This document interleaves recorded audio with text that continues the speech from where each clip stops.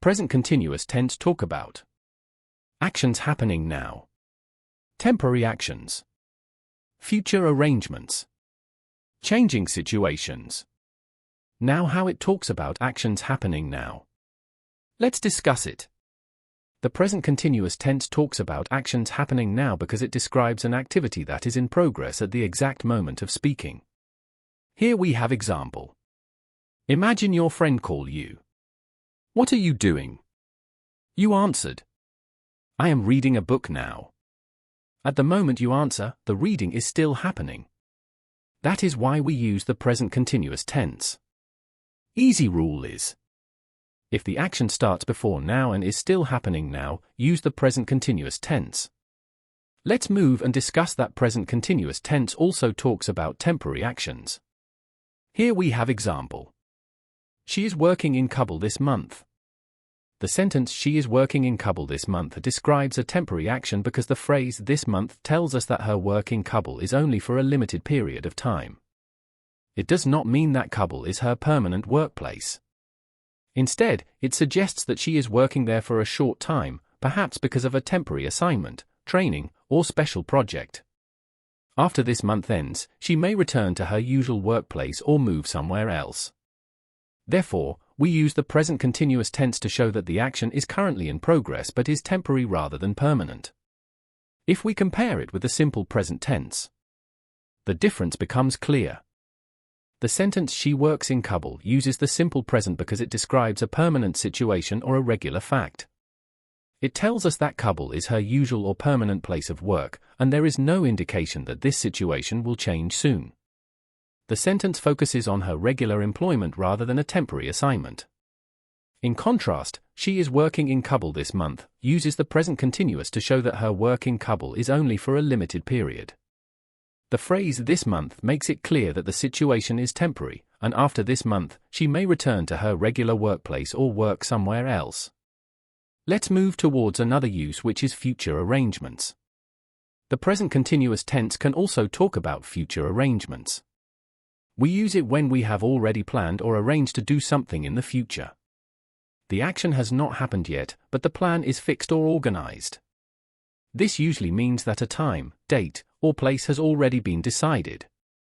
That is why we use the present continuous instead of the simple future. How do we know it is talking about the future? Here we have example. I am meeting my teacher tomorrow. Here a meeting is continuous form and tomorrow is time expression showing the action is in the future. Although the meeting has not happened yet, the speaker has already arranged it. The date or time has been decided, so the present continuous is used to express a planned future event. The other example is: she is visiting her grandparents this weekend. The simple rule is: use the present continuous for the future when there is a fixed arrangement or plan, usually with a future time expression such as tomorrow, next week, tonight, this evening, on Monday. The other use is changing situations. The present continuous tense is used to talk about changing or developing situations because it describes something that is in the process of changing over time. The change started before now, is continuing now, and may continue into the future. In other words, the situation is not fixed or permanent, it is gradually developing. That is why we use the present continuous instead of the simple present. Here we have example. Your English is improving. Is improving is present continuous form. It tells us that your English is getting better gradually. The improvement began before now, is continuing now, and may continue in the future. The sentence does not mean that your English became perfect instantly. Instead, it emphasizes that your English is changing and developing over time. The other example is: the weather is getting colder. The easy rule is: we use the present continuous tense when something is gradually changing or developing. These sentences often include words such as getting, becoming, growing, improving, increasing, changing. Now that we have understood the uses of the present continuous tense, let's move on to its structure. Understanding the structure is important because it helps us form grammatically correct sentences. Once you know the structure, you can easily make positive, negative, and question sentences without confusion. A clear understanding of the structure also helps you speak and write English more accurately and confidently. First, let's discuss the positive sentence structure of the present continuous tense. The positive sentence structure of the present continuous tense is subject plus am or is or are, verb plus ing form, plus object. Every part of this structure has a specific role. The subject tells us who is performing the action. The helping verb am is or are comes after the subject and changes according to it. Next, we use the main verb with ing, which shows that the action is currently in progress.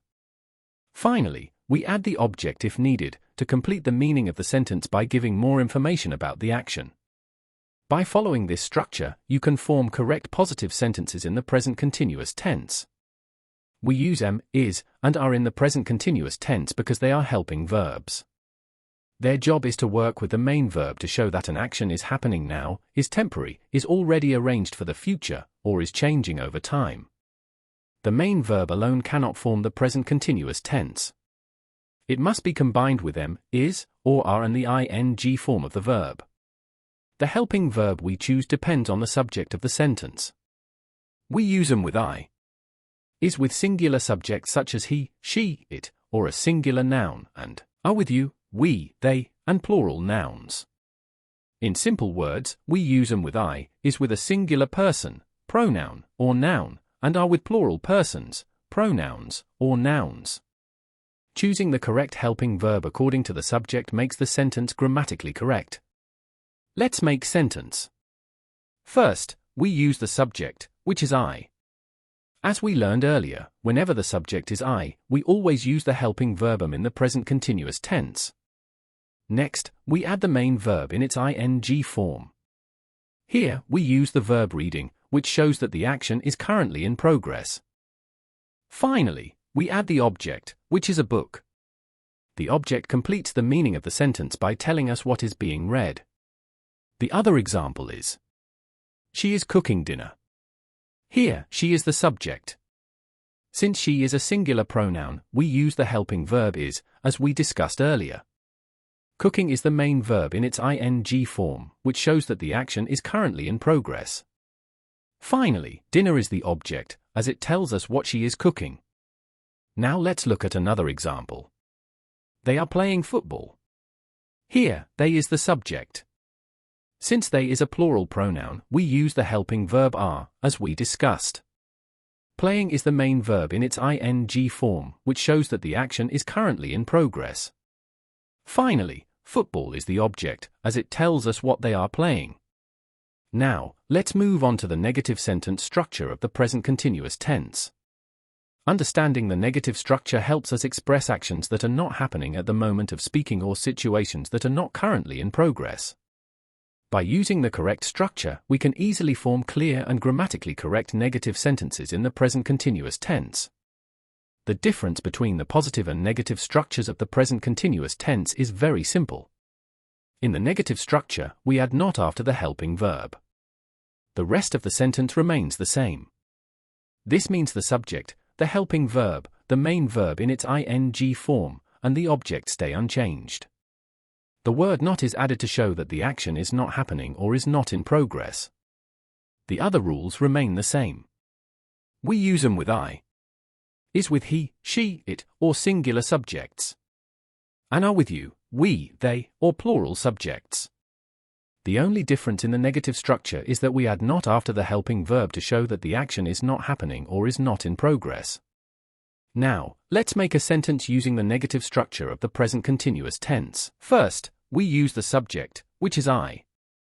As we learned earlier, whenever the subject is I, we always use the helping verb am in the present continuous tense.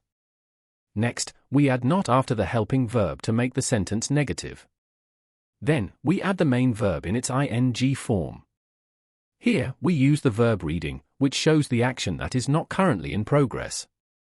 Finally, we add the object, which is a book. The object completes the meaning of the sentence by telling us what is being read. The complete sentence is, I am not reading a book. The other example is, she is not cooking dinner. Here, she is the subject. Since she is a singular pronoun, we use the helping verb is, as we discussed. To make the sentence negative, we add not after the helping verb. Cooking is the main verb in its ing form, which shows the action being discussed. Finally, dinner is the object, as it tells us what she is cooking. The sentence means that she is not cooking dinner at the moment of speaking. Now let's look at another example. They are not playing football. Here, they is the subject.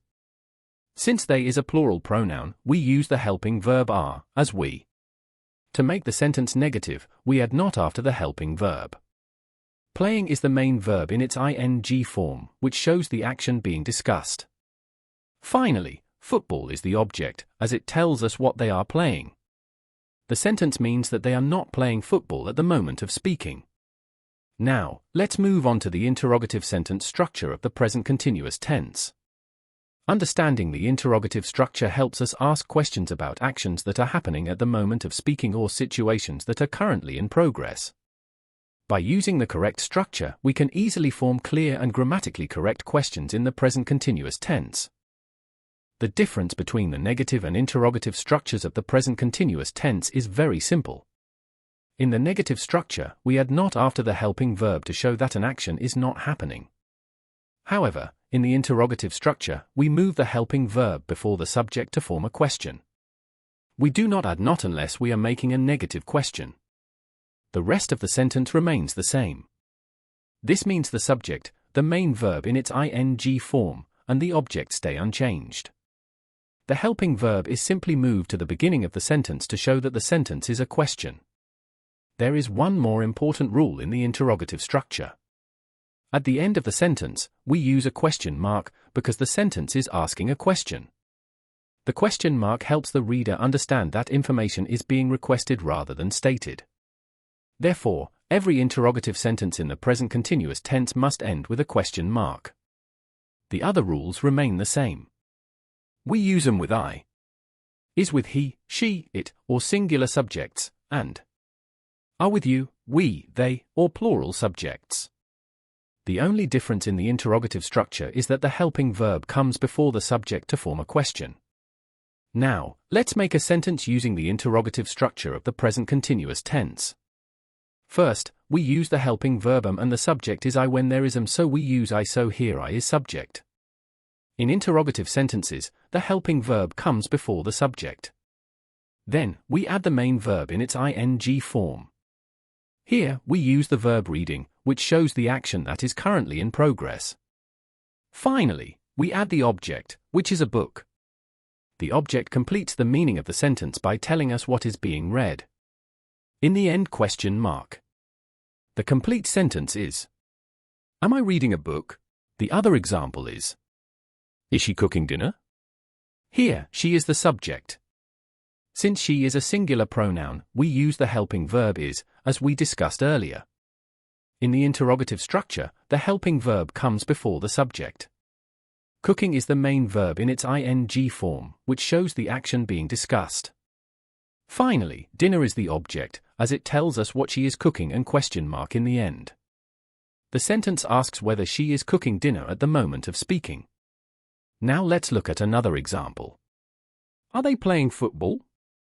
Here, they is the subject. Since they is a plural pronoun, we use the helping verb are, as we discussed earlier. In the interrogative structure, the helping verb comes before the subject. Playing is the main verb in its ing form, which shows the action being discussed. Finally, football is the object, as it tells us what they are playing and question mark. The sentence asks whether they are playing football at the moment of speaking. Now, let's move on to the negative interrogative sentence structure of the present continuous tense. Understanding the negative interrogative structure helps us ask questions about actions that are not happening at the moment of speaking or situations that are not currently in progress. By using the correct structure, we can easily form clear and grammatically correct negative questions in the present continuous tense. The difference between the interrogative and negative interrogative structures of the present continuous tense is very simple. In the interrogative structure, we place the helping verb before the subject to form a question.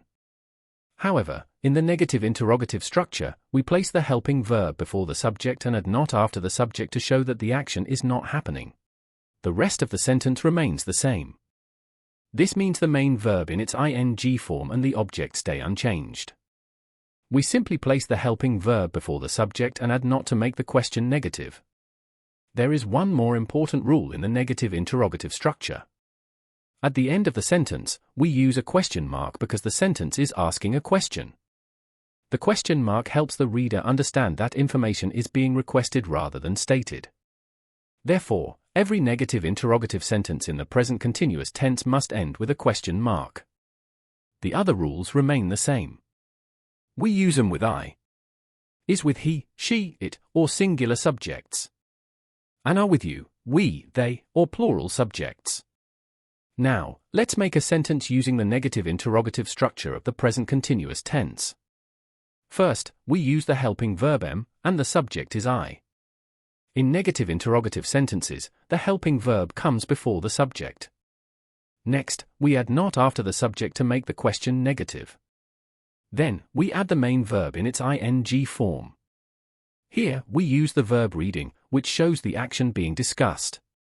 Finally, we add the object, which is a book, and in the end question mark. The object completes the meaning of the sentence by telling us what is being read.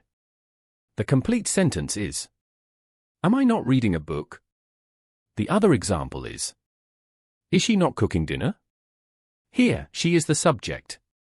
Since she is a singular pronoun, we use the helping verb is, as we discussed earlier. In the negative interrogative structure, the helping verb comes before the subject and not comes after the subject. Cooking is the main verb in its ing form, which shows the action being discussed. Finally, dinner is the object, as it tells us what she is cooking in the end question mark. The sentence asks whether she is not cooking dinner at the moment of speaking. Now let's look at another example. Are they not playing football? Here, they is the subject. Since they is a plural pronoun, we use the helping verb are, as we discussed. In the negative interrogative structure, the helping verb comes before the subject and not comes after the subject. Playing is the main verb in its ing form, which shows the action being discussed. Finally, football is the object, as it tells us what they are playing in the end question mark. The sentence asks whether they are not playing football at the moment of speaking. That brings us to the end of today's lesson on the present continuous tense.